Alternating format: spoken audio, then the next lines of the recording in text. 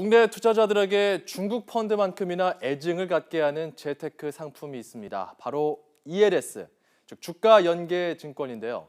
과거 많은 투자자들에게 손실을 안겨줬던 전력이 있기 때문에 참 많은 분들이 또 애증을 갖고 있습니다. 그런데 지난달부터 ELS 시장이 다시 꿈틀댄다고 합니다. 오늘부터 두 번에 걸쳐서 쏙쏙경제에서는 바로 이 ELS를 자세히 살펴보고자 합니다. 정철진 경제 칼럼니스트 나와 있습니다. 자, 올게 왔습니다. ELS. 네. 자, 일단 최근 ELS 시장 분위기가 뜨겁다고 하던데 사실입니까? 네, 이 연초부터 분위기가 아주 달라졌습니다.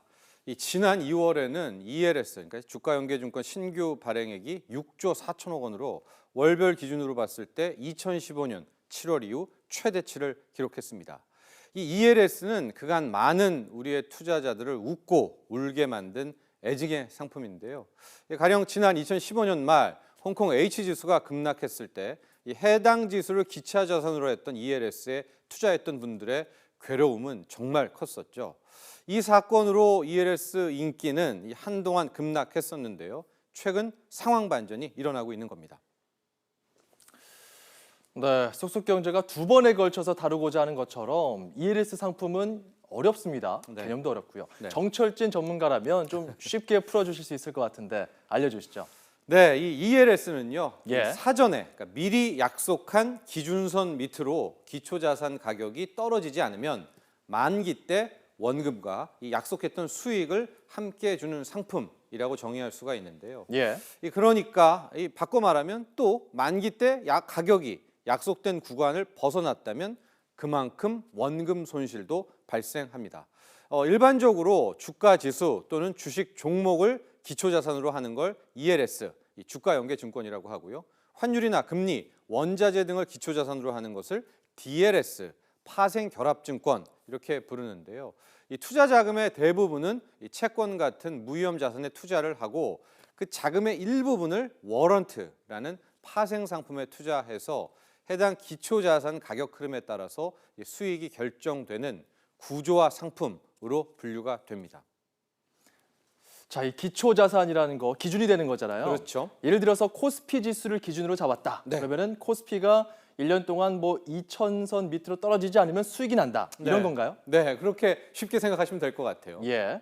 자, 주식이면은 또 종목을 그냥 사고 팔면 되는 건데 네. ELS는 뭔가 조건이 붙어 있어서 좀 어려운 것 같습니다. 네, 그렇습니다. 막상 ELS에 투자를 하려고 하면은 그 수익을 주는 그 약속, 그 설명이 굉장히 다양한데요. 예. 일단은 좀 쉽게 생각했을 때 주가가 오르던 혹은 내려던 만기 때까지 최초에 약속했던 그 구간 안에서만 움직인다면 일정 수익을 낼 수 있다. 이렇게 이해하시면 될 것 같습니다. 예.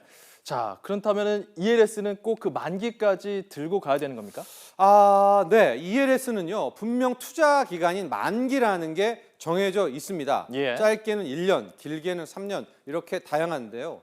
중요한 거는 꼭 그 만기 전이라도 4개월이라든가 혹은 6개월마다 평가를 해서 조기 상환을 할 수 있다는 점을 기억해야 됩니다. 그렇군요. 물론 이때도요. 이 사전에 정했던 약속, 바로 그 조건을 충족해야 하는데 가령 이런 식이 많습니다. 예. 무슨 지수를 기초 자산으로 해서 만기 3년에 조기 상환 평가 주기는 매 6개월이고 이 조기 상환 조건은 지금 그래픽에 나오고 있죠. 6개월 단위로 이러이러하다. 그리고 이런 조건을 다 충족됐을 때 연 8%의 수익을 준다. 뭐 이게 이제 상품의 하나 이해가 될 수가 있는데요. 예. 만약에 이때 이 경우 이제 상품을 투자를 했습니다. 투자한 지 6개월이 지났는데 해당 지수가 2%만 떨어졌다라고 하는 거예요. 그러면은 98% 아닙니까? 그럼 예. 첫 번째 상환 조건인 95%를 지켰기 때문에 이제는 바로 조기 상환이 되고 전체 연 8% 중에서 6개월, 그러니까 반년치의 수익인 연 4%가 바로 지급이 되는 겁니다. 예. 이 조건만 잘 보면 네. 해볼만 하겠다 싶기도 하거든요. 네. 그런데 왜 그간 많은 투자자들을 울렸던 겁니까? 네, 이 단적으로 말씀드리면요, 바로 그 상품이 처음 약속했던 그 구간을 크게 벗어나는 상황이 발생했다 이겁니다. 예. 예를 들어서요, 방금 전에 그 상품의 경우에도 이 3년 내에 가격이 35% 넘게 떨어지지 않으면, 즉 최초 지수에서 65%까지만 지키면 연 8%씩 3년이니까 24%를 주는 거거든요. 그렇죠. 그러니까 쉽다 생각할 수 있겠지만 현실에서는 의외의 안타까운 상황도 많이 발생하는 거 아니겠습니까? 예. 가령 이 상품에요. 이제 가입을 했는데 이후부터 지속적으로 가격이 폭락해서 3년 만기가 지났는데도 이 마이너스 30% 반토막이 그대로라면 이때는 그 손실분을 투자자가 고스란히 다 부담을 해야 되는 것이죠. 예. 그 기초 자산이 출렁일 수 있기 때문에 이게 참 많은 피해를 줄 수도 있다 또 이거군요. 폭락하면 하염없이 폭락하니까요. ELS를 살펴보면 또 어려운 용어가 낙인형, 노낙인형 이런 것도 나오던데 이게 뭡니까? 네, 좀 어려운데요. 이때 이 낙긴이라는 뜻이 낙긴. 예, 바로 원금 손실 기준점 혹은 뭐 원금 손실 구간 이렇게 설명을 할 수가 있는데요. 예. 이 ELS는 바로 이 원금 손실 구간, 이 낙긴 존재 여부에 따라서 두 가지로 나뉩니다. 한 번이라도 원금 손실 구간에 들어가면 원금 보장 조건이 사라지는 낙긴형이 있고요. 만기까지의 최초 가격 약속만으로 수입 지급 여부가 결정되는 노낙긴형이 있습니다. 그러니까 ELS 투자에서 반드시 기억할 거는요. 첫 번째, 중위험, 중수익 상품이라고 해도 원금 손실을 발생할 수 있다는 점이고요. 상품 구조에서는 낙긴형 그리고 노낙긴형의 차이점 정도는 반드시 이해하고 있어야 됩니다. 네. 녹인 이게 이제 우리말로 이제 재테크 시장에서는 낙긴 이렇게 네. 얘기하는 거군요. 네. 실제 상품을 놓고 좀 설명해 주시죠. 네, 우선 그 설명 전에 한 가지 용어를 더 정리할 필요가 있을 것 같습니다. 뭡니까? 이 베리어라는 단어인데요. 예. 베리어.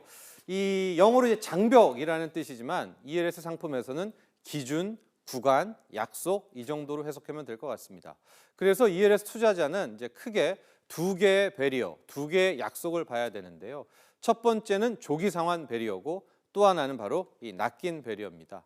이 조기 상환 베리어는 방금 전에 본 것처럼 해당 ELS가 어떤 기준, 어떤 약속에서 조기 상환이 되는지를 미리 정한 것이고요.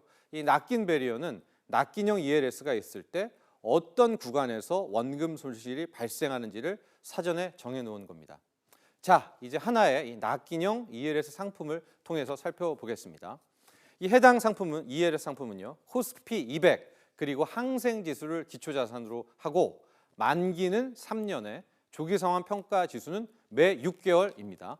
이 조기 상환 조건은 지금 이제 그래픽으로 나오고 있죠. 6개월, 12개월 단위로 잘려져 있고요. 기대 수익률은 연 8.01%인데 잘 보시면 알겠지만은 이 상품 경우에 이 만기 전 조기 상환 조건을 충족시키면은 분명히 중간에 약정된 수익이 지급이 됩니다. 근데 문제는 낚인형 경우에 한 번이라도 저 낚인 베리어 밑으로 떨어졌을 때 이 발생을 하는데 업계에서는 흔히 뭐 낚인을 찍는다, 낚인을 찍었다 이런 표현을 쓰게 되는데요. 이제 가령 기초 자산이 기준 시점 가격을 100이라고 했을 때 증시가 급락해서 60 밑으로 한번 떨어진 적이 있는 거예요. 그렇게 되면은 지금 화면 속에 나오는 낚인 베리어 60% 밑으로 떨어진 거 아닙니까? 그러면 이때부터는 모든 게 올스톱되고 만기 때까지 투자자는 무조건 기다려야 됩니다. 그래서 이 3년이 지난 시점에 지수가 마지막 이 상환 조건인 75%까지 올라오면 이제 수익을 얻을 수가 있지만 만약에 그렇지 못하면 고스란히 또 손실이 나오는 겁니다. 지금 보니까 그 ELS는 낚인형보다는 노낚인형 ELS가 더 안전한 건가? 이런 생각이 들기도 하거든요. 이 생각이 맞습니까? 네, 이게 대체적으로는 맞지만 또 꼭 맞는다고 할 수는 없는데요. 예. 방금 전 ELS가 이제 만약에 노낚인형으로 똑같은 상품이 만들어졌다면 만기 베리어는 조금 달라졌을 겁니다. 예. 즉, 이 낚인형보다 좀 더 낮게, 그러니까 여유를 많이 주면서 설정이 되는데요. 아마도 실제 설계 때는 만기인 36개월, 이 3년이 지났을 때 상환 조건이 한 65% 정도로 이 낚인형인 75%보다는 더 여유를 많이 줍니다. 게다가 이 노낚인형의 특징은 만기 전에 뭐 반토막이 나든 더 급락을 하던 만기 때 백인 지수가 다시 66까지만 올라오게 된다면 수익을 받을 수가 있으니까 안정성은 높다. 이렇게 할 수가 있는데요. 그러나 단점도 있습니다. 먼저 이 노낚인형은 낚인형보다 제시 수익률이 떨어진다는 점이 있고요. 또 하나 이 노낚인형이라도 할지라도 가격이 폭락할 경우에 원금 손실은 마찬가지로 발생한다는 사실입니다. 그래서 무조건 노 낙균형이 최고다. 또 이렇게 말할 수는 없습니다. 네, ELS 투자가 어렵긴 한데 또 설명을 들으면은 이해가 되긴 합니다. 네. YTN 홈페이지에서 여러 번 반복해서 보면 될 것 같습니다. 네. 다음 시간에도 관련 내용 전해주실 거죠? 네, 그렇습니다. 이 다음 주에는 본격적으로 ELS 실전 투자와 관련된 테크닉에 대해서 살펴보도록 하겠습니다. 알겠습니다. 정철진 경제평론가였습니다. 고맙습니다.